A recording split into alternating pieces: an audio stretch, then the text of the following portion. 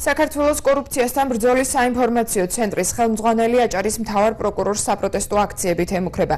მერაბ ღოღობერიძე აცხადებს, რომ აჭარაში წინა ხელისუფლების მმართველობისას მომხდარი გახმაურებული არც ერთი საქმე გამოძიებული არ არის, შესაბამისად მთავარი პროკურორის თანამდებობა შოთა ტყეშელაშვილისათვის შეუფერებელია.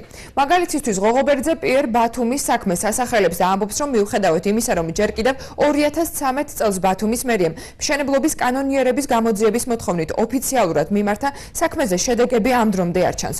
ღოღობერიძემ 2007 წელს ტელეარხი 25-ის დარბევის ფაქტის გამოძიებაც მოითხოვა. მისი ვერსიით შოთა ტყეშელაშვილის ეს უმოქმედობა პროკურორის მხრიდან ერთიანი ნაციონალური მოძრაობის მომფარველობაზე მიუთითებს.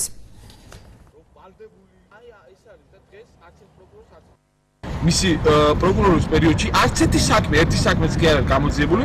მაგალითები ძალიან ბევრია. ერთ-ერთი მაგალითი მინდა გითხრათ ჩვენს უკან მდებარე პიერ ბათუმი, რომელიც არის ქალაქ ბათუმის მერია შეტანილი განცხადება. არც ერთი პირი არის, რომ ახალ თანამდებობის პირები, არც ლევან ვარშავიძე, მაშინდელი რობერტ ჩხაიძე, ქალაქ ბათუმის მერი და შესაბამისი უწყობი ვინც პასუხისმგებელი იყო. აი აქ უკანონობა შეეჩერებია. არც ერთი პირი არ არის გამოძიებული და მაშინდელი საქმე გახმაურებული საქმეები, ეს არის 2007 წლის 8 ნოემბერი, ასე ტელეარხი 25-ის დარბევა. არც ერთი პირი, არც ერთი პასუხისმგებელი ხელმძღვანელი არ არის. ეჭგვარიშია უკვე, რომ საზოგადოება აღიქვამს ბატონ ტყეშელაშვილის როგორც ნაციონალური მოძრაობის უფლებების დამცველი.